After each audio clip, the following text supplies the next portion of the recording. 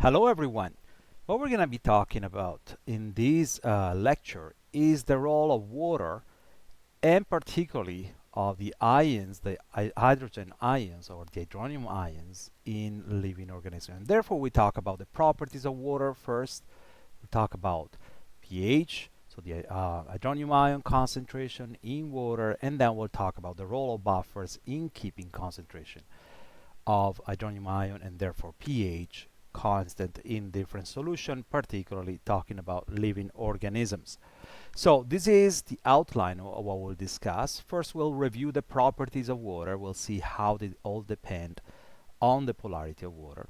Then we'll talk about the hydronium ion and the concept of pH, and then pK, and so on. Then we'll talk about acids and bases, and we'll finish up talking about how buffers, what buffers are, how they're made, and how they work.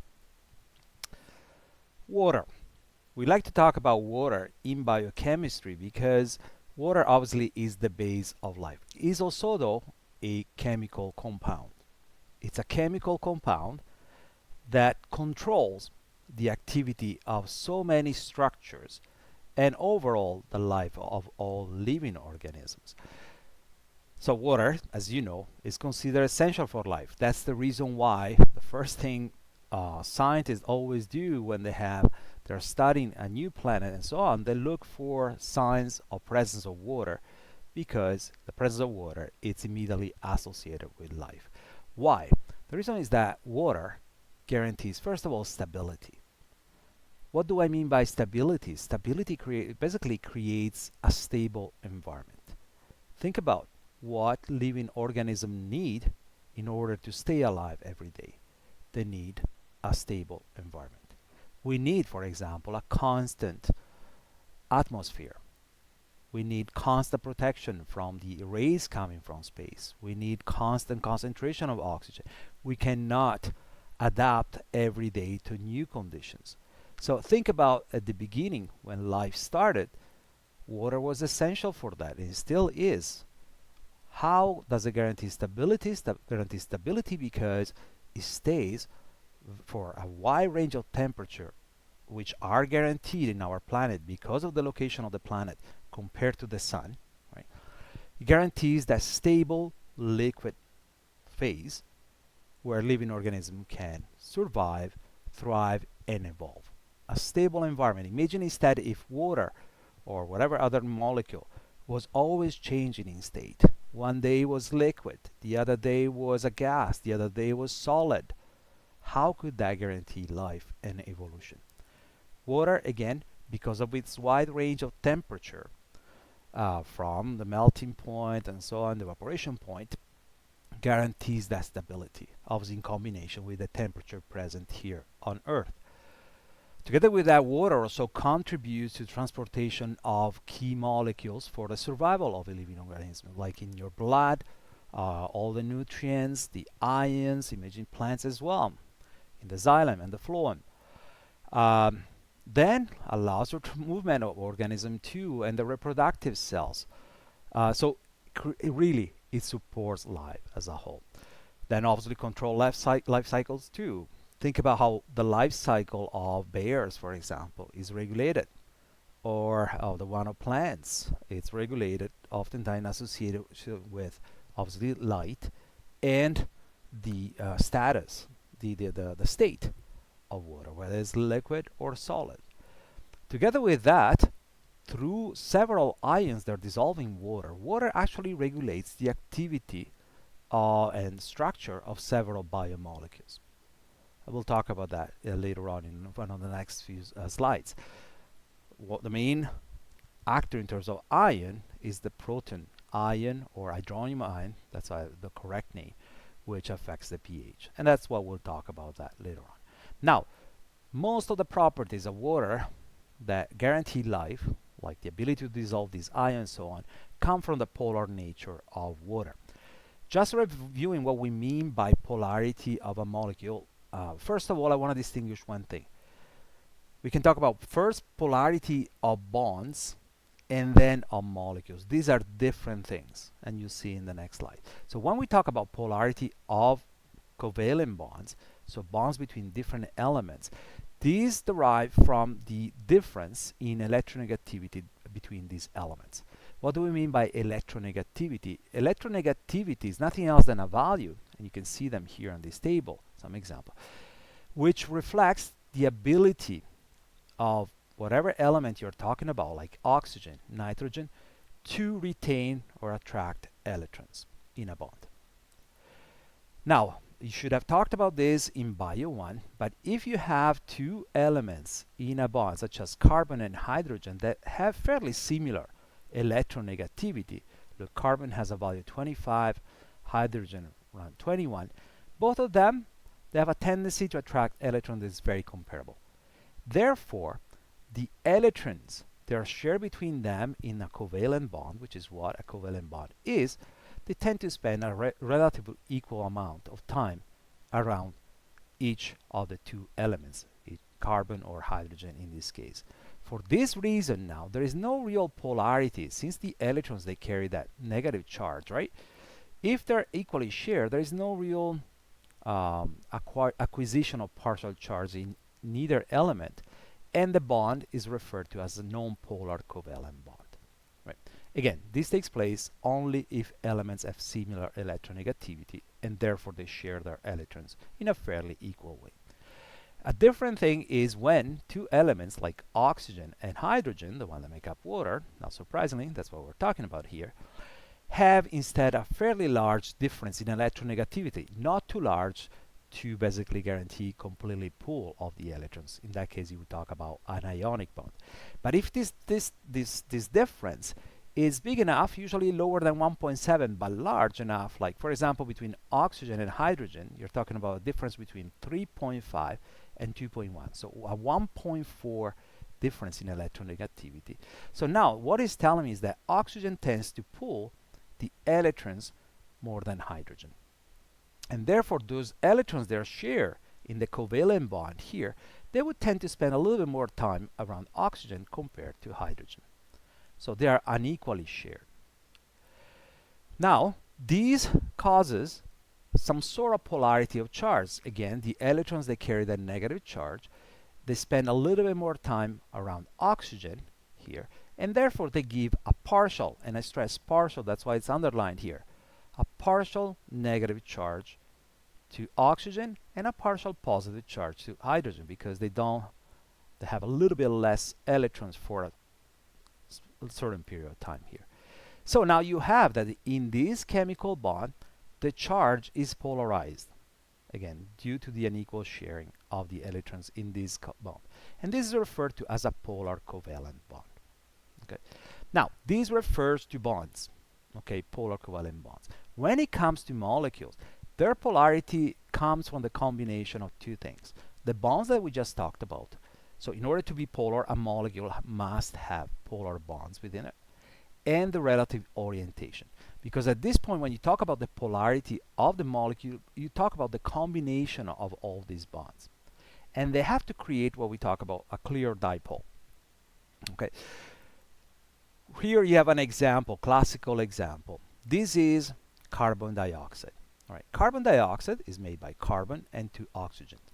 If you look at the difference in electronegativity here between carbon and oxygen, that is fairly large. It's about 1.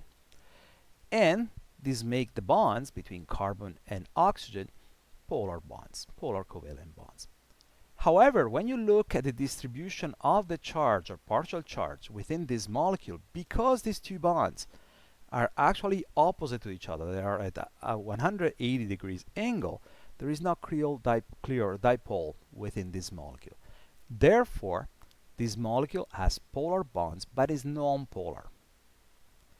Differently, water, that's where we're getting to here, has two polar bonds between oxygen and hydrogen. Not only that, but because the angle is less than 180 degrees, now this creates a clear dipole within the molecule too, where you would have a clear partial negative part of the molecule, clear partially positive molecule, part of the molecule here. Therefore, water has polar bonds and it's also a polar molecule. And because of this, water has become the molecule of life, as we call it.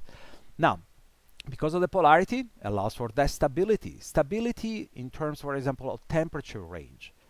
What do we mean by that? Water has a huge 100-degree difference between the melting point and the boiling point.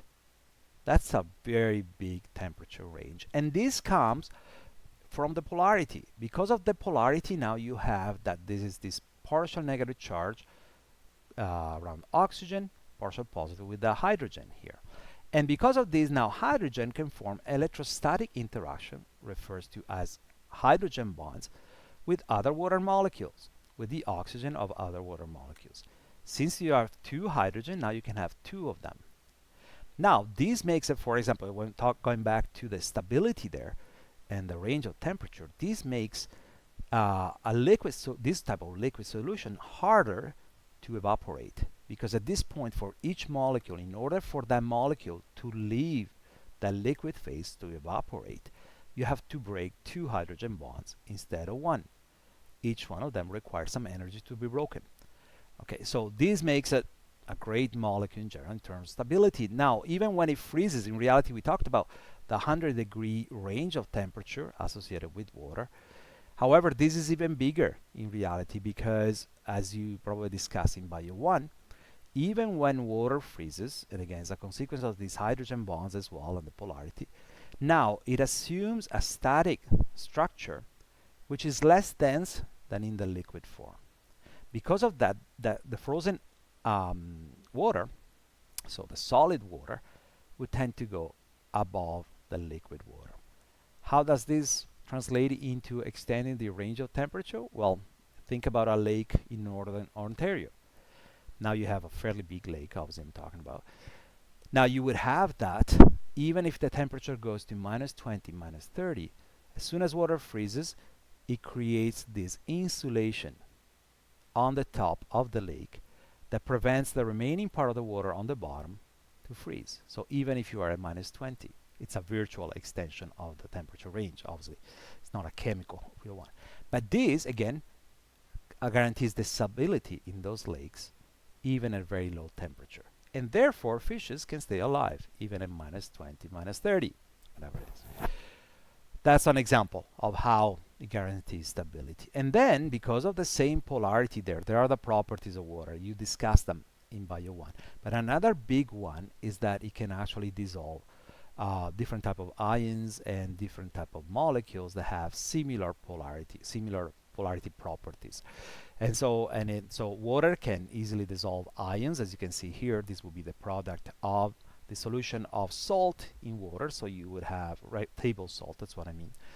So you would have the sodium ion and the chloride ion here, which are now surrounded by water molecules because of this polarity of water molecules. So the partial charge here allows it to interact, the hydrogen to interact with the negative charge of chloride, or the negative charge of oxygen to interact with the positive charges of the sodium ion or any other ions there. Similarly, because of these partial charges here, they can interact with other polar molecules that have partial charges. This is an example with ammonium. You have a positive charge of hydrogen that can interact with a negative partial charge of nitrogen here, and vice versa, this hydrogen with the partial negative charges of oxygen. This is true for glucose too, for many other molecules that are essential for the survival of living organisms. So because of the polarity, water molecules have these amazing properties of really helping ultimately living organisms. Now, from a biochemical point of view, and that's the reason why we're talking about this here in biochemistry, water with the ions dissolved in it, particularly the hydronium ion, proton ion, hydrogen ion, the proton, sorry, should be called, not proton ion, but hydrogen ion or hydronium ion would be the most appropriate word to use, because this proton or the hydrogen ion here would exist bound to a water molecule, doesn't exist really free in a solution, and this is called the hydronium ion. But these ions, like could be also sodium, potassium, the hydrogen ion here, or hydronium ion here, they have a huge effect on any other molecule present in the same solution. How? I'll give you an example here. For example, in tertiary structure of proteins. If you remember, tertiary structure of proteins are further structure that affect the secondary structures, like this alpha helix will further bend, and this is due to the interaction between the R groups projected outside of this alpha helix in this example, or any other secondary structure. And these interaction between R groups are mediated by different type of bonds: hydrogen bonds, hydrophobic bonds, disulfide bridges, and ionic bond. Just to give you an example how the ions can affect this structure here, imagine if you are in a situation where you have a lot of sodium. Now, sodium would tend to bind to this negative charge group here. By doing that, it actually would neutralize it and will cause the breaking of this ionic bond right here, and therefore will cause this tertiary structure probably to unfold. This is would have even a bigger impact. Imagine if this is an enzyme and this is the active site, this could actually disrupt completely the activity of the enzyme. Similarly, protons or hydrogen ions or hydronium ions would have a similar effect. If you have a very high concentration, this group will tend to become a neutral group and therefore disrupt this ionic bond right here. So I hope you can see how water with the ion inside it can have a huge effect on the activity or structure of molecule. You see that when you do the titration of an amino acid. We'll talk about that in the next lecture, and you'll do that in the lab. You see how ultimately that amino acid, and you can imagine any protein containing this amino acid, will change. Ultimately will become really different molecules depending on the pH they're found themselves in. So these ions, particularly the hydronium ion, which is what we're getting to, have a huge effect on the structure of molecules. So let's move on and let's start talking about the hydronium ion or hydrogen ion, the proton as we call it this way many times, and the pH, the way in which is measured in concentration there. So now, first of all, what are these molecules that contribute to changes of concentration of the hydrogen or hydronium ion? I will call it hydrogen ion or proton. Okay, it's easier in a solution. What are these molecules that contribute to that? You know the definition of an acid and base, being chemistry, you probably know it. So acids are molecules that do release these protons or hydrogen ions, whereas bases are molecules that do bind them. Therefore, again, both of them would affect the concentration of these ions and their effect on the structure of molecules, whether either or not to the solutions. Now, acid and bases, and we'll talk about that in the next few slides, they have different strengths. So you may have strong acid and strong bases. And now, the strength of these acids and bases is reflected by what is called the acid dissociation constant, or Ka. This will be the reaction of a dissociation of an acid or the association of a base with a proton here. And the acid dissociation constant is nothing else than the range of concentration of the protons and the base here generated by the dissociation of the acid over the concentration of the undissociated acid itself. Now you can see how the stronger an acid, and therefore the more proton it releases, so the higher the concentration of protons will be, the larger the Ka will be. Okay. Moving on here. Water actually can work as an acid or a base as well, through a process which is called autoionization. This is a very small process overall, happening in, for example, in pure water, but it still can affect biological processes. So water can dissociate as well like an acid. So it can break down, releasing a proton, which in reality, again, would not exist as a free proton, but that's simpler to describe it this way, particularly because I'm a biologist and not a chemist. So it would dissociate in a proton, which will be bound to a water molecule, an hydronium ion, and an hydroxide group. Okay. So like any acid, water also has its own acid dissociation constant Ka, which is the ratio between the concentration of the protons released multiplied by the concentration of the um, hydroxyl ion produced over the concentration of water. Now, when it comes to this acid dissociation constant for water, in reality, because the concentration of water it's a constant itself, unlike any other acid, the concentration of water, being the solvent, is actually always the same.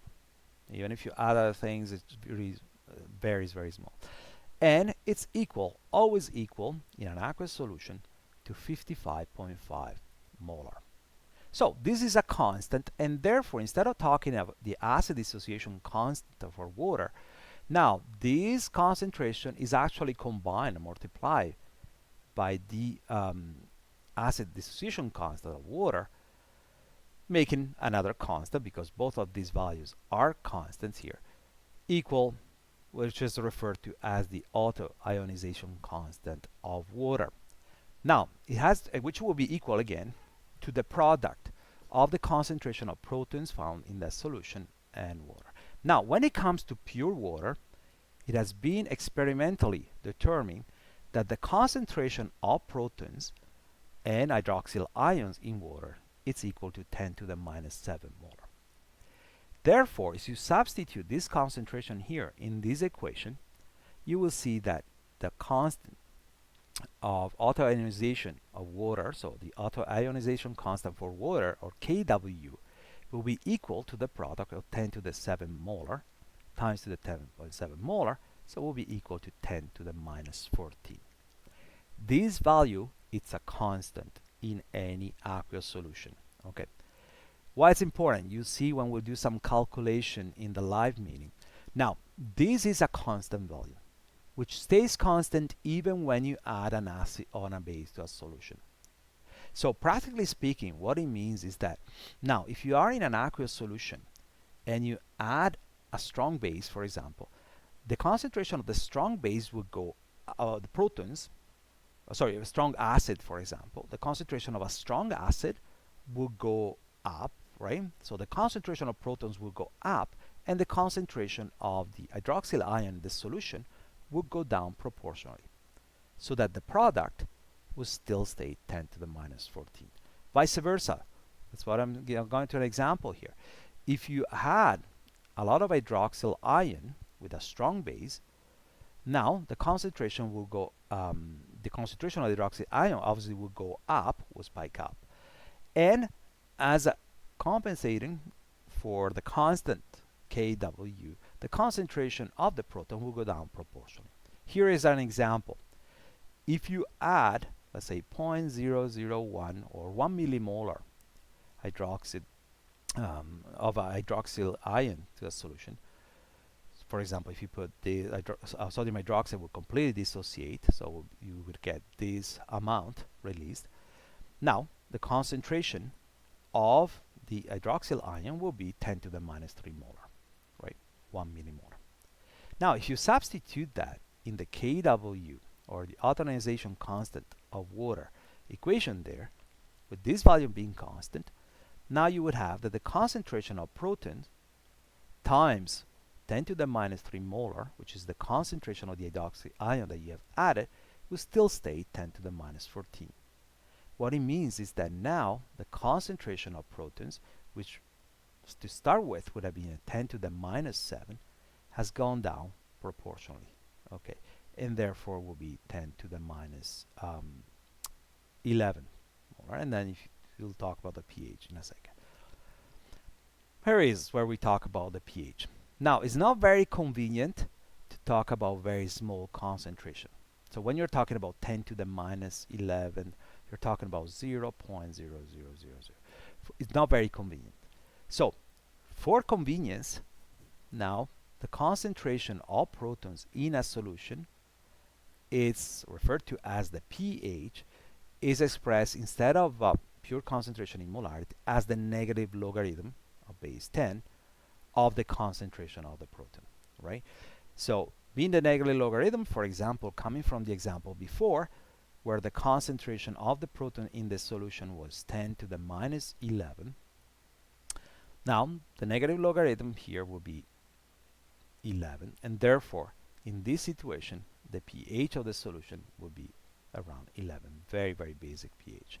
Now, the pH values here, because of the formula, if you think of the other dissociation constant for water, is range from 0 to 14. You can try with the formula there if the concentration of protons is close to 0 or as max and so on. You can figure it out why this range comes from. Now, similar to pH, which again reflects the negative concentration of the protons in a solution, even the acid dissociation constant of an acid, instead of being expressed as pure Ka, is expressed as the negative logarithm of the Ka. And this is referred to as the pKa. You'll see that this is how, for example, the dissociation constant or negative logarithm refers to also the strength or where a buffer can be used later on. Now, since you're talking about the negative logarithm of the acid dissociation constant, now in this case the relationship with the between the pKa and the strength of the virus will be opposite. You remember, the higher the Ka, the higher the strength of an acid. But since now you're reversing it, the higher the pKa, the lower is going to be the strength of an acid, or vice versa. Now, as we say before, there are strong acids and strong bases. So what are strong acids? Here you have some example: hydrochloric acid, sulfuric acid, and so on. Strong bases: sodium hydroxide, potassium hydroxide, and so on. When you're talking about strong acid or strong bases, these are molecules, again, that either release protons or remove protons from the solution. That's what bases are, which would completely dissociate when you put them in a solution. So if you take a strong acid, for example, like hydrochloric acid, you can see that the reaction, the dissociation reaction, goes completely to the right side. So all the hydrochloric acid, there is no reverse reaction here. All the hydrochloric acid will be dissociated into protons, hydronium ions to be correct, and chloride ions. Similar with a strong base like sodium hydroxide, when you put in a solution, it will completely dissociate between sodium ion and hydroxyl ion here. Now, because of that, the Ka of these, or the pK of these acid, the pKa will be extremely low, right? Or the Ka will be extremely high, right? Because all the molecules dissociate. And it's really irrelevant, ultimately, to calculate the effect of these strong acids or strong bases on the pH. For example, we have some questions here, and I'll go through the calculation in case you have any problem during the live meeting. But what would be the pH, for example, if you take an aqueous solution and you add 0.01 molar hydrochloric acid? You know it completely dissociates, and this concentration of protons that you're adding to the solution will be exactly like this one. What about if you add sodium hydroxide? Well, don't forget the Kw to do this reasoning, right? This will completely dissociate. You can figure out the concentration of the hydroxide ion and then the concentration of the protons, and therefore the pH by using the Kw equation that I showed you earlier on. Moving on, together with strong acid and base, there are also weak acid and weak bases, and these are the important acid and bases when it comes to talk about buffers. We'll see later on why. What are they? They are acids or bases that do not dissociate completely when you put them in water, right? So if you take some acetic acid, for example, or phosphoric acid in a solution, it would not completely dissociate. Okay, it would dissociate partially. Okay, so because of that, now their Ka is fairly low, and their pKa would tend to be higher in terms of value. And these are essential values that are needed when it comes to figure out the pKa, or the pH, sorry, that you will get when you resuspend some of these weak acid and weak bases. Now, an example of a question, and I throw this at you, and again, we'll go through that in the live meetings here, is what is the pH that you would get if you add 0.01 molar solution of acetic acid to an aqueous solution? And it's important to remember the Ka is 1.76 times 10 to the minus 5. From there, if you do, you can figure out the concentration of protons, and therefore, which is the ultimate goal that you have to do to figure out the pH. Based on this acid dissociation constant, this concentration of acetic acid, you can figure out what the pH of the solution will be. And again, we'll go through the calculation later on. Now, together with being strong or weak and so on, weak acid and weak bases can also be either monoprotic or polyprotic. Monoprotic means acids that do release only, or bases, if you refer to bases. So when we talk about acids, just to be clear, we're talking about acids that do release only one proton. If you're talking to bases, about bases, you're talking about bases that do bind to only one proton. Instead, polyprotic acids are acids that can release two or more protons, so more than one. When you're talking about polyprotic bases, like in this case, phosphate here is a polyprotic base, can bind two protons. So these are bases that can bind more than one hydrogen, or one proton, or one hydrogen ion. Use whatever words you can. Because of that, now they can go through several dissociation reactions, and each dissociation reaction will have its own acid dissociation constant. So you would have, for example, for phosphoric acid here, you have 3 dissociation, can donate 3 protons here, 1, 2, and 3. And each of these dissociation reaction would have its own Ka as dissociation constant. So K1, K2, and K3. Now, this leads us to talk about buffers. So we talked about weak acid, weak bases. They can be monoprotic or polyprotic depending on the number of protons that they can release when it comes to acid, or bind when they come to bases. Now, why do we talk about acids and bases? As I mentioned before, life relies on stability, and now protons that are dissolved in water, the aqueous solution that guarantees that stability, these protons though can have a huge impact on the activity of many not only activity but structure also of many biomolecules, right? And even small changes in pH can have a huge effect on things. This picture here shows you the effect of the pH, so the negative logarithm of the concentration of protons in a solution, on the activity of 2 enzymes. Pepsin, this is an enzyme that's constantly expressed in your stomach to digest. And this is an intestinal enzyme, trypsin. If you can see, their activity is so heavily dependent on the pH. Pepsin has a maximum activity of around 2, whereas trypsin of around 8. Not surprisingly, when the content of your stomach, including the pepsin that's been secreted with the food just digested in your stomach, moves from the stomach into the intestine, you can see how pepsin will be completely inactivated.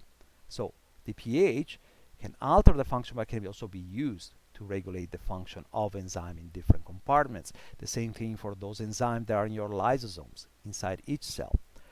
They work at very low pH, but then if they burst into the cytoplasm, they find themselves into a fairly neutral pH, and therefore they stop working, so they do not kill the cell. Now, so how do living organisms guarantee that these values are kept constant? Big property of living organism, do you remember? The ability to perform homeostasis. This is one example. Living organisms, they have to keep some parameter constants such as the pH value, and that's what we do in different compartments. And we do that by using buffers, natural buffers in this case. We'll talk about that in a second. So what are these natural buffers? Well, we use different ones. For example, when it comes to the blood, it's extremely important that your pH stays very, very constant in this range of values here. And this is done by using a carbonate buffer, just a chemical buffer, or we can call it a natural buffer in this case, or biological buffers.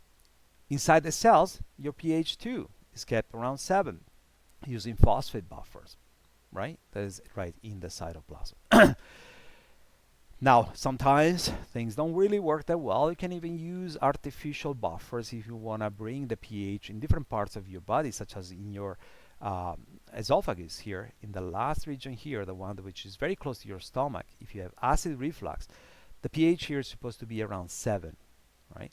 But the one in your stomach is much lower. What can happen is that with acid reflux, it can go to a fairly low values here, and this will cause damage and even cancer of your terminal tract of your esophagus there. And you can bring that back using artificial buffers such as the Alka-Seltzer that you take when you have acidity, as you say. Now, buffers are important. Just one more slide here about the importance of buffer, not only in living organisms, but important also in research labs or industry labs to do different things. In research, you'll study, for example, the activity of the alkaline phosphatase, right, in the lab, and so it has its ideal activity at a certain pH. So if you want to use that enzyme, you would have to put it in a buffer that guarantees that pH. Otherwise, your enzyme doesn't work. The same for the Taq DNA polymers that you will use doing your PCR. The same thing in industry. You use buffers so that you guarantee a pH that is going to optimize your industrial process. You want to make this amazing beer. I'm recording this lecture on Friday, so all come soon this beer. Or, for example, to do this the dyeing process here, and obviously this shirt has been chosen randomly in this lecture here. So they're used everywhere. You encounter buffers everywhere, and you'll have to make them, and that's the reason why you'll have to make them even in these course labs. What are buffers? Let's talk about what they are. So they are a solution, and now probably you understood that, they're capable of keeping the pH constant even when small amount of acid or base are added. For example, the buffer, carbonate buffer in your blood keeps that pH stable, a certain range. Even some processes like lots of lactic acid can be produced by your muscle. That would greatly decrease the pH of your blood. But no, because you have the carbonate buffer, your pH stays relatively stable. So any solution that keeps the pH stable within certain range, even though some small amount of acid or base are added, is referred to as a buffer. So what are they made of? Now, they can be made of either a weak acid and its conjugate base. What do we mean by that? Here's an example. Acetic acid. It's a weak acid.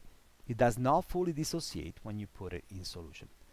But when you put it in solution, it dissociates, partially dissociate into its salt form, which is referred to as acetate. This is the conjugate base.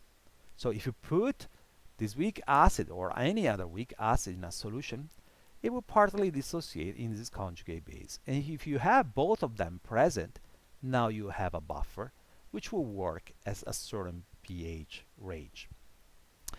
In alternative, and not surprising, it can work even if you use a weak base, right? Such as ammonia, in this case right here.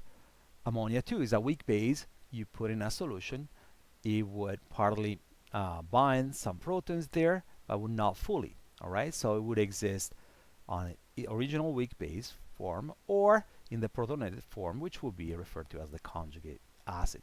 Now, for simplicity, in this talk, I will talk about only buffers made by weak acid and conjugate base, but the same concept can apply for the other type of buffers, okay? So, now you know what they're made of. Buffers are made, and again, we'll focus only on those made by weak acid and conjugate base, a balance of them. So now, why are they made of that, and why that leads to keep the pH buffer even though you might be adding some acid? Let's see this example here. So this is the same buffer I mentioned before. made by acetic acid, which partly dissociate also in its conjugate base here, acetate. So let's imagine two scenarios here. So imagine that you are in a scenario where you have the relative amount of weak acid and conjugate base is fairly similar. Ideal scenario. Okay. And let's follow what would happen to the relative amount of weak acid and conjugate base and the concentration of the hydronium ions, or the protons, in a solution. Okay. And let's follow what would happen in two scenarios. If you don't have these in a solution, imagine you have a beaker with pure distilled water, or as pure as you can, distilled water, so where no buffer is present. Let's see what happens if you had a strong acid or a strong base, and then let's see what happens instead if you have this buffer present in another beaker with an aqueous solution, but then now contains also this acetate buffer. So let's start by adding some acid. So if you're adding a strong acid like hydrochloric acid, hope you know by now, this is a strong acid, it will fully dissociate in water. So it will fully dissociate into the proton and chloride, and obviously increasing the amount of hydronium ions. If you don't have a buffer, you have just pure water there, obviously this will cause an increase or a decrease, in pH, so an increase in proton ions and therefore a decrease in pH proportionate to the amount that you add, directly proportionate.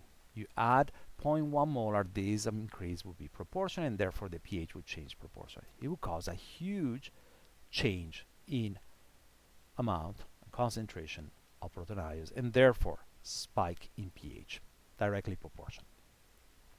What happens instead if you have this buffer present? If this was present instead of having just pure water, what would happen is that now these excess of protons that you are introducing by this would actually cause this reaction here to move towards the left side.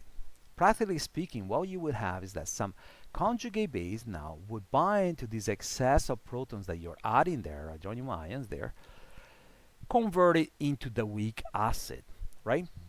Now, this would have two effects. First of all, it would change the relative amount of weak acid compared to conjugate base, because the conjugate base now is converting to weak acid. But the second thing is that by doing that, it would actually be removing this excess of protons that are being added here by hydrochloric acid. Basically bringing back the concentration, or keeping the concentration of protons, therefore the pH, fairly stable compared to what it was before you added this acid. Now, what would happen instead if you, instead of adding hydrochloric acid, you add a strong base like sodium hydroxide here? So, if you have no buffer here, so imagine your pure water now, you're adding a lot of hydroxyl ion there. They would bind to protons, right? And so they would change the pH towards a higher volume, proportionally to the amount of hydroxyl ion. If there is no buffer, again I stress, in the absence of buffer, each one of them would bind to a proton, removing it from the solution. And so the pH will greatly increase proportionate to the amount of hydroxyl ion you have. Big spike in pH. You can see it in the lab when you do that. Now, if you have a buffer instead, now you have that these protons here are binding to the hydronium ions here, or hydrogen ions or protons here. When they do that, because of the common ion effect, you have that this reaction now start moving to the right side. So basically you have that some weak acid will convert into conjugate base. By doing that, is releasing more protons that do compensate for the protons removed by the hydroxyl ion added through sodium hydroxide here. And so now the weak acid will go down, the conjugate base will go up, but you can see how, as a result, the concentration of the hydronium ions or hydrogen ions will stay fairly stable, and therefore the pH will stay fairly stable. So, take it what you take from this. Well, a couple of things. First of all, how the buffers work. Well, they work by compensating, if you want, the addition, like the one we described with hydrochloric acid, or the removal of proton ions, like the one caused by sodium hydroxide, by converting the weak acid to conjugate base or vice versa. I should have said the other way around based on this order here. But you understand. So when you have weak acid converting conjugate base and vice versa, you have this cause a release or acquisition or removal of protons, keeping basically the concentration constant. Now, another important thing I want you to take home is that how all of this works, and therefore how the buffer keeps the pH stable, only if you have significant amount of weak acid and conjugate base present in there. And this is linked to the concept of buffer capacity, which I'll describe in the next lecture. So these obviously will work. For example, if you have a lot of sodium hydroxide here, this will work only until you have enough weak acid that can convert into conjugate base. If you run out of it, at a certain point, there is no way to compensate for the removal of protons, and therefore the pH will start spiking up. Now, the relationship between the pH and the relative amount of weak acid and conjugate base that you have in a buffer is actually described by this equation, which is named Anderson-Hasselbalch equation, which comes from the name of the scientist that came out with it, which basically correlates the ratio, or better, the logarithm of the ratio between the amount or concentration of conjugate base and weak acid that you have in a buffer solution to the pH through the pKa, the constant, right, that describes the strength of that buffer. For example, what are we talking about here? Imagine you're talking about the acetate buffer that we talked about before. I swear there are other buffers there, but this is a simple one to talk about there. So how would you apply this Anderson-Hasselbalch equation to figuring out the relationship between the relative amount of conjugate base, in this case would be the acetate, right? The concentration of acetate over the concentration of acetic acid will determine this ratio. And now you can figure out the pH through the pKa of acetate, which will be the negative logarithm of its acid dissociation constant, or Ka, which is 1.78 times 10 to the minus 5. So if you do the negative logarithm, you'll see that pKa comes out to 4.76. What does it mean? Is that that's what you would substitute here, and now you would have a way to predict experimentally. There might be some differences. Water is never pure, so there are other things that affect that. But you could actually predict, if you put in a buffer a certain amount of acetate and some certain amount of acetic acid, so if you know the ratio there, you could actually predict roughly the pH you should get in that solution. Again, experimental, there's going to be some difference. This is based on completely pure water. Obviously, that's a theoretical formula. Now, there are some example questions. Again, I'll go through them in the live meeting, not in this recording. But for example, could you predict, using the Anderson-Hasselbalch equation, what pH would you get with another type of buffer, a phosphate buffer here?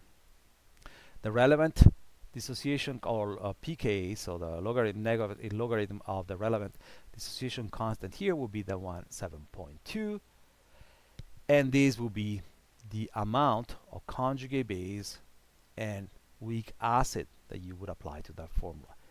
If you have the pKa, this you could probably predict the pH that you should get.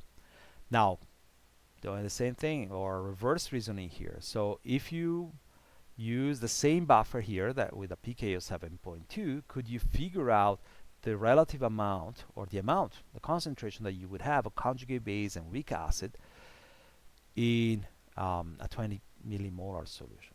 Again, we'll go through this question again. And this is another example of question. I'll let you read it by yourself. You could predict the buffer of a solution, and then also predict how the concentration of the two species would change by adding a strong acid, strong bases, and so on. We'll go through this, the live meeting. Okay. Here I just focus on the theoretical part for now. So now, every buffer has what we call its own buffering range. And by buffering range, what we mean is that range of pH values. You can see here in this titration curve, Imagine this is a buffer put in a solution where you keep adding either some base or acid, and you follow how the pH change. You can see that there is a region here of pH values where the pH doesn't increase very fast. It's increasing very fast here or here, but there is this region right here, which is the buffering range, where this buffer prevents a fast increase or decrease of the pH. All right. Now, this buffering range is different from buffer to buffers, and it's predictable to be between the pKa minus 1 and the pK plus 1 of that buffer. So, for example, if you're talking about the acetate buffer, now the range, the pKa of the acetate buffer is 4.76. So you can predict that its buffering range, so where it's going to work well to keep the pH stable, practically speaking, is between the pKa minus 1, so 4.76 minus 1, 3.76, and pKa plus 1, 4.76 plus 1, so 5.76. Now, when it comes to polyprotic acids that have multiple pKa's, then you would have multiple buffering range, which sometimes they can even overlap if the pKa's are very close to each other, like for example with the citrate buffer, and you see that in the lab. So now, why do these buffers are effective within this range between pKa plus 1 and pKa minus 1? So why do they have this specific buffering range around the pKa? Well, the Anderson-Hasselbalch equation can be used to visualize what's happening right there within this range. So let's start with this scenario here. So you know the Anderson-Hasselbalch equation correlates the pH to the relative amount of the conjugate base and the weak acid you have for the specific buffer through the pKa. So let's see what's going on here in this buffering range. Let's start with the pKa when the pH is equal to the pKa. How does this translate into the Anderson-Hasselbalch equation? Well, if the pH is equal to the pKa, you can replace this with pKa. All right. So you can actually remove pKa on both sides, and this will tell me that the logarithm of the ratio between the concentration of conjugate base and weak acid must be equal to 0. And this is possible if this ratio is equal to 1. What this practically means is that you are at a point where in this buffer, so if you are taking this buffer and you are titrating it to a pH value equal to the pKa, you can predict that at that point you have a relative amount of weak acid which is basically the same as the one the conjugate base, and vice versa. Equal amount. This is the ideal scenario for a buffer. Okay, so if you're using that buffer at a pH that is basically identical to the pKa, you are at the perfect possible scenario because you have enough weak acid, enough conjugate base to respond to addition of both acids or bases. Now, what happens if you are at pKa plus 1 at this point right here? Well, let's do the same thing. In the Anderson-Hasselbalch back here, we can replace pH with pKa plus 1. So, mathematically speaking, then you can write off the pKa on both sides, and this means that now this ratio, instead of being equal to 0, as it was here, must be equal to 1. What does it mean? It means that now you must have 10 times more conjugate base and weak acid. Now you can start seeing how you're running out actually a weak acid, right? And what practically speaking means that if you keep adding base past this point where you have 10 times more of conjugate base compared to acid here, you start having not enough weak acid to keep up, right? If you are adding more a base, you keep removing protons, but now you're running out of that species that replaces these protons, right? Therefore, if you're running out of that, the pH will start changing faster towards obviously a higher value in pH. The opposite is true if you are at pKa minus 1. In this case, obviously replacing here with the Anderson-Hasselbalch equation, now you have that this logarithm of this ratio is equal to -1, which means that at this point you will be in a scenario where you have 10 times more of weak acid compared to conjugate base in the solution, and therefore you're running out of conjugate base. So if you keep adding protons here by adding a strong acid, for example, like hydrochloric acid, you start running out of conjugate base to keep up with this increase of protons that you're introducing. And therefore the pH will start going down faster and faster, more proportionate to the amount of acid that you are adding right there. So the point of the buffering range and this slide right here is to show you how, first of all buffers have their own buffering range, which is this 2 pH unit around the pKa of that specific buffer. And the reason why you have 2 pH units is because that is the range, this is the range where you have significant amount of either a weak acid or conjugate base, vice versa, both of them present here. But then when you go past a certain value here of 10 times more weak acid and conjugate base, you start running out of one of the component of the buffer, right?